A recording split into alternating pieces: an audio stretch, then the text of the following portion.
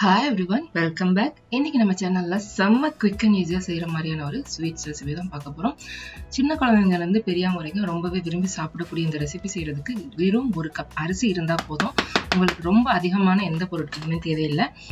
இப்போதான் நீங்கள் இந்த சேனலை ஃபர்ஸ்ட் டைமாக பார்க்குறீங்க அப்படின்னா வீடியோ ஃபுல்லாக பார்த்துட்டு சப்ஸ்கிரைப் பண்ணிக்கோங்க. கண்டிப்பாக உங்களுக்கு யூஸ்ஃபுல்லான நிறைய ரெசிபிஸ் நம்ம சேனல் அடுத்தடுத்து வந்துட்டே இருக்கு. நீங்கள் பார்த்துட்டு இருக்கிறது ஃப்ளேவர் ஸ்டுடியோ. நான் ஜாரா. முதல்ல ஒரு கடாயை சூடு பண்ணிட்டு தேவையான அளவு எண்ணெய் நம்ம சேர்த்துக்கணும். எண்ணெயை நல்லா மீடியம் ஹைல வச்சு சூடு பண்ணிக்கோங்க. இப்போ நான் இந்த ரெசிபிக்காக 1 கப் அளவு புழுங்கல் அரிசி எடுத்திருக்கேன். இந்த ரெசிபி நீங்க எந்த அரிசியில வேணாலும் செய்யலாம். பச்சரிசியோ அல்லது பாஸ்மதி அரிசியோ எந்த அரிசி உங்ககிட்ட இருக்கோ அதுல நீங்க பண்ணிக்கலாம். இப்போ எண்ணெய் ஓரளவுக்கு நல்லா சூடானதுக்கு அப்புறமா இதுல நம்ம டைரக்டா அந்த அரிசியை சேர்த்துடணும்.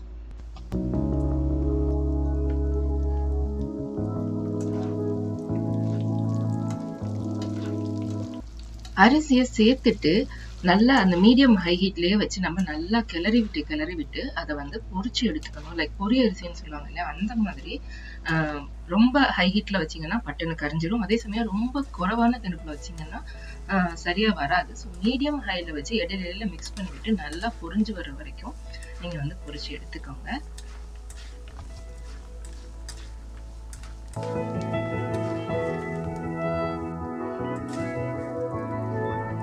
பாருங்க, நல்லா பொரிஞ்சுட்டா இந்த அளவுக்கு ஆயிடும். ஒருவேளை உங்களுக்கு நல்லா பொரிஞ்சிருக்கா இல்லையான்னு டவுட்டா இருந்தது அப்படின்னா ஒரு 2-3 அரிசி வெளியில எடுத்துட்டு நீங்க சாப்பிட்டு பாத்தீங்கன்னா உங்களுக்கு நல்லா முறுமுறுன்னு பொரிஞ்சிருந்ததுன்னா தெரியும் இல்லையா.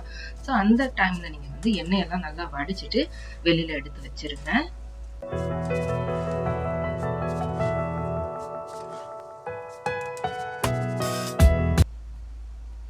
இப்போ இதை நம்ம நல்லா எண்ணெய் வடி விட்டு தனியா எடுத்து வச்சிடலாம்.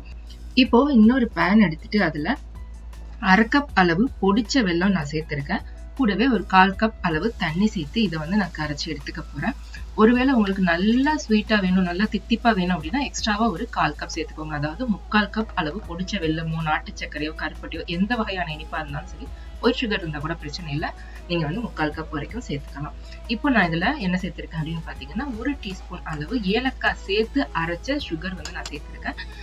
நான் எப்பவுமே சுகர் சேர்த்து தான் ஏலக்காய் அரைச்சு வச்சுப்பேன். ஸோ அதனால உங்ககிட்ட நீங்க நார்மலா சும்மா தான் தட்டி போடுவீங்கன்னா கூட தட்டி சேர்த்துக்கங்க, பிரச்சனை இல்லை. ஸோ இப்போ இது அந்த வெல்லம் நல்லா கரைஞ்சு ஓரளவுக்கு பிசுபிசுப்பு தன்மையா வர்ற வரைக்கும் நம்ம கொதிக்க விட்டா போதும். நம்மளுக்கு பாகுபதம் அப்படிலாம் எதுவும் வரணும் அப்படின்னு அவசியம் கிடையாது. ஸோ வெல்லம் நல்லா கரைஞ்சு ஓரளவுக்கு பிசுபிசுப்பு தன்மை வந்ததுக்கு அப்புறமா நம்ம பொடிச்சு எடுத்து வச்சிருக்க பொரி அரிசியை சேர்த்துட்டு நம்ம நல்லா கலந்து விட்டுக்கலாம். இந்த ஸ்டேஜ்ல பாத்தீங்கன்னா அடுப்பை லோ ஹீட்லயே வச்சுக்கோங்க. பொரி அரிசியை சேர்த்து நல்லா கிளறி விட்டதுக்கு அப்புறமா இதுல நான் கொஞ்சமா பாதாமும் பிஸ்தாவும் சேர்த்து நல்லா ஃபைனா சாப் பண்ணி வச்சிருந்தேன். அதையும் சேர்த்து நான் மிக்ஸ் பண்ணி விட்டுக்கிறேன். நட்ஸ் ஆப்ஷனல் தான், உங்களுக்கு வேணாம்னா நீங்க ஸ்கிப் பண்ணிடலாம் தாராளமா.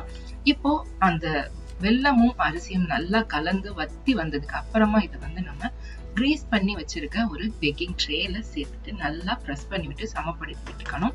பேக்கிங் ட்ரேல தான் இது செய்யணும் அப்படின்னு இல்லை, உங்க வீட்டுல இருக்க எந்த வகையான ஒரு பாத்திரம் ஈவனா நீங்க இதை ஸ்ப்ரெட் பண்ணி விட்டு ஒரு ஷேப்பா எடுத்துட்டு வர்ற மாதிரி இருந்தா போதும்.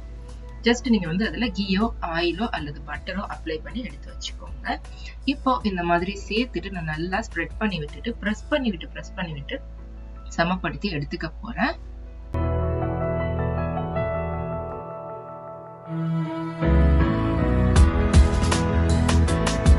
இப்போ இதை நல்லா ஸ்ப்ரெட் பண்ணி விட்டுட்டு அது மேலையும் கொஞ்சமா நான் பிஸ்தா தூவிட்டு நல்லா ப்ரெஸ் பண்ணி விட்டுக்கிறேன். இது ஜஸ்ட் பாக்குறதுக்கு நல்லா இருக்குமே அப்படிங்கிறதுக்காக தான். உங்ககிட்ட நட்ஸ் இல்லைன்னா ஜஸ்ட் ஸ்கிப் பண்ணிட்டு நீங்க அரிசியை மட்டும் பொரிச்சு எடுத்து வெல்லம் கூட சேர்த்துட்டு இதே ரெசிபியை நீங்க பண்ணிக்கலாம் தாராளமா. இப்போ இதை லைக் ஒரு 30 மினிட்ஸ் மாதிரி ஆற விடணும். ஆறுனதுக்கு அப்புறமா நம்ம பீஸ் போட்டு வச்சுட்டு 1 ஹவருக்கு அப்புறம் எடுத்தோம் அப்படின்னா நல்லா கிறிஸ்பியான ஒரு சூப்பர் ஸ்வீட் ரெடியா இருக்கும். நான் 1/2 மணி நேரத்துல கட் பண்ண மறந்துட்டேன். ஸோ ஃபுல்லாவே ஹார்ட் ஆயிடுச்சு. கிட்டத்தட்ட 4 மணி நேரம் கழிச்சு தான் நான் இதை எடுத்தேன். ஸோ கொஞ்சம் வெட்டுறதுக்கு சிரமமா இருக்கு. ஏன்னா லைக் இது கடலை மிட்டாய் மாதிரியான கன்சிஸ்டன்சில வந்திருக்கும். ஸோ நான் வெட்டுறதுக்கு கொஞ்சம் சிரமமா இருந்துச்சு. பட் டேஸ்ட் எல்லாம் வேற லெவல்ல இருந்துச்சு. நீங்க செய்யும் போது கரெக்டா ஒரு 30 மினிட்ஸ்ல பீஸ் போடுறதுக்காக கோடு போட்டு வச்சிருங்க கத்தியால. தென் அது நல்லா செட் ஆனதுக்கு அப்புறமா வெட்டும் போது உங்களுக்கு ஈஸியா இருக்கும். செம்ம ஈஸியான ஹெல்தியான இந்த ஸ்வீட் ரெசிபியை கண்டிப்பா நீங்க ட்ரை பண்ணி பார்த்துட்டு உங்களோட ஃபீட்பேக்ஸை மறக்காம கமெண்ட் செக்ஷன்ல கூட ஷேர் பண்ணிக்கோங்க. இந்த வீடியோ பிடிச்சிருந்ததுன்னா please like, share and comment. இதே மாதிரி இன்ட்ரெஸ்டிங்கான ரெசிபிஸ்க்கு நம்ம ஃப்ளேவர் ஸ்டுடியோ சேனலை சப்ஸ்கிரைப் பண்ணிட்டு நோட்டிஃபிகேஷனை ஆன் பண்ண மறக்காதீங்க. சீக்கிரமே உங்களை நான் இன்னொரு ஈஸியான இன்ட்ரெஸ்டிங்கான ரெசிபியோட சந்திக்கிறேன். அது வரைக்கும் take care, bye. Thanks for வாட்சிங். Stay safe, stay home. இந்த ஸ்நாக்ஸை நீங்க ஸ்டோர் பண்ணி வச்சு கூட சாப்பிட முடியும். ஆல்மோஸ்ட் 1 மாசம் வரைக்கும் கூட கெட்டு போகாது. நீங்க பெரிய குவான்டிட்டியில செஞ்சுட்டு ஏர்டைட் கண்டெய்னர்ல போட்டு ஸ்டோர் பண்ணி வச்சுக்கோங்க. See you soon. Bye.